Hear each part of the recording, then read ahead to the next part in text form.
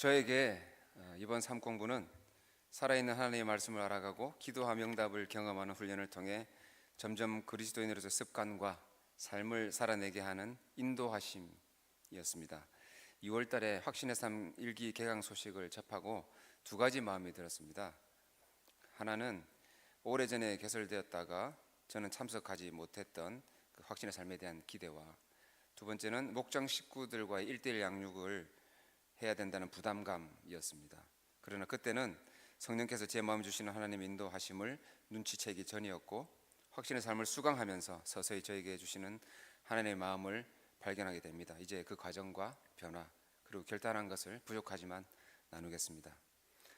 은혜 받기 전에는 분주했습니다. 무척 바빴고요. 그럼에도 그런 핑계로 순종하지 않고 또 잃어버린 삶을 사는 모습, 또 예수님께는 늘 죄송한 마음을 품고 살았던 것 같습니다. 그리고 저한테 기도하라는 마음을 주셨는데 잘 하지 않았고, 주시는 부담을 계속 느꼈지만 또 온전히 주시는 마음에 순종하지 않았던 때도 있었습니다. 특별히 또 우리 목장 식구들한테 연락하라는 마음을 주셨는데 바쁘다는 핑계로 안 했던 적도 많았습니다.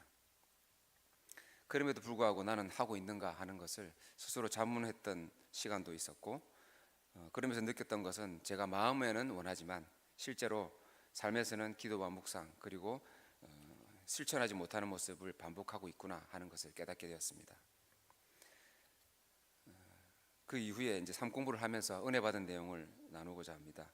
이번 삶 공부 기간 내내 저는 교회 사역과 가정, 그리고 직장 업무 등으로 시간을 할애하기가 너무 어려웠습니다. 특히 삶 공부는 매일 해야 하지 않으면 쫓아가기 힘든 그런 과제였고, 또 아버지 학교 과정은 정말 매주 하기 벅찰 정도의 과제가 있었고 숙제가 있었기 때문에 사실 겨우겨우 해나갔다는 것이 사실입니다. 그래서 저는 확실히 삶 공부를 마치면 교재를 제출해야 되는데 한 주 늦게 목사님 양해를 구해서 제출하기도 했습니다. 그리고 또 5월에는 아시겠지만 다들 가정의 달이라서 많은 행사들이 가정에 있지 않습니까? 저 또한 마찬가지였습니다. 일일이 말할 수도 없지만 이렇게 총목자 목녀 모임, 목요 찬양 집회, 수요기도회, 출장, 중계 행사, 외부 교육, 수강, 사내 강의, 어버이날 행사, 자녀 취업 이사, 각종 수련회, 장로회 모임 더 있거든요. 근데 너무 시간이 없었어요. 그런데 왜 이렇게 바쁠 때 하나님께서는 나를 확신의 삶으로 인도하셨을까 궁금했습니다. 그래서 내재하시는 그리스도께서 나의 모든 것을 주관하신다는 주제를 보면서 나는 일부만 주관하시도록 하고 있구나 하는 것을 제가 깨닫게 되었고, 영적 성장도 후퇴하고 있다는 느낌이 들었습니다. 왜냐하면 삶 속에 기쁨이 있었지만 흘러 넘치지는 않았기 때문입니다. 상공부 교재는 친절한 설명과 더불어서 깊은 묵상과 내면적 갈등이 없이는 빈칸을 채울 수 없었습니다. 그리고 구체적으로 저에게 도움된 것은 상공부를 하면서 점점 타인을 인도해야 한다는 부담감은 사라졌고 기대감이 생기기 시작했습니다. 그간에 잠자던 하나님과의 친밀감이 살아나서 말씀이 읽고 싶어졌고, 매일 출퇴근길에 1시간 동안, 즉 2시간 동안 차 안에서 공동체 성경 읽기를 하면서 들은 말씀을 묵상했습니다. 그때 주신 감동에 눈물 흘리면서 상황과 여건이 아닌 복음의 씨를 뿌리고 VIP들을 섬기는 순종의 결단을 하게 되었습니다. 그러면서 자연스럽게 제 안에 기쁨이 넘치며 소망이 솟고, 또 하나님이 주신 마음대로 목장 식구들과 VIP들에게 연락을 더 하게 되었습니다. 은혜 받은 후에는 삶 공부 후에 이제 분주할 때의 최우선 순위를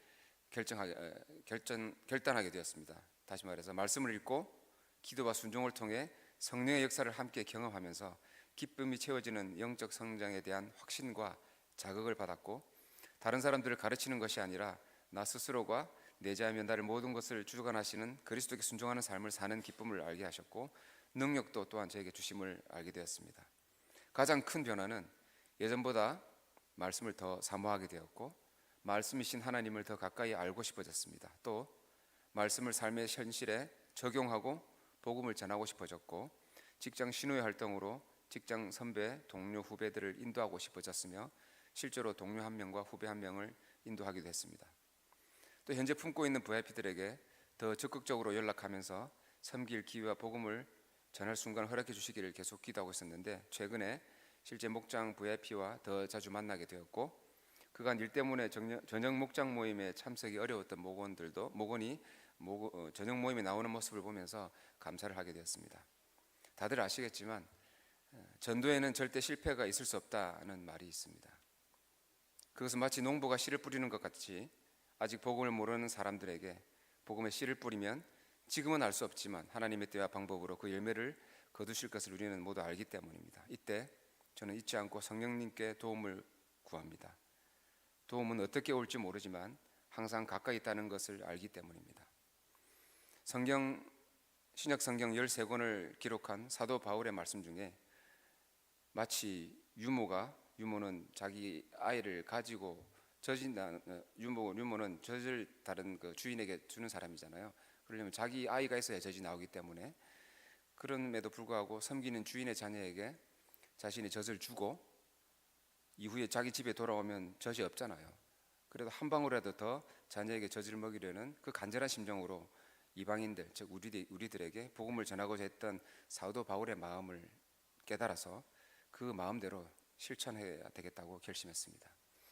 짧지 않는 7주 동안 늦은 시간에도 불구하고 열정적으로 과정을 인도하신 담임 목사님께 진심으로 감사드리고, 함께한 우리 일기 목자 목녀 동기생들이 계셨기 때문에 저도 끝까지 힘을 내서 할 수 있었던 것 같습니다. 마지막으로 삶 공부 전에 느꼈던 처음 하는 확신의 삶 공부에 대한 기대와 목원 양육에 대한 부담은 말씀에 대한 확신과 복음 전파에 대한 소망이 되어서 저의 삶을 이끄시고 우리 여러분들의 모든 삶을 이끄실 것을 기대하며 확신합니다.